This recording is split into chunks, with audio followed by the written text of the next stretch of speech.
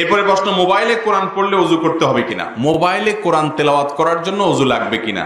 এই যুগে আলহামদুলিল্লাহ স্মার্টফোনগুলোতে কোরআনে কারীমের অ্যাপ ডাউনলোড করে তেলাওয়াত করা যায়, তাই না?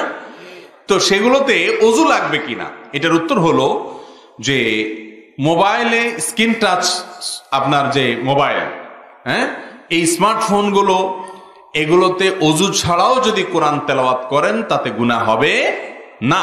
কারণ হলো কোরআনে কারীমকে আপনি সরাসরি যখন ধরবেন তখন আপনার ওযু থাকা লাগবে, কিন্তু মোবাইলের ভেতরে যে কোরআন আছে, যেটা সফট কপি বলা হয়, এই সফট কপি, এটা টাচ করা যায় না, ধরা যায় না। আপনি চাইলেও এটা ধরতে পারবেন।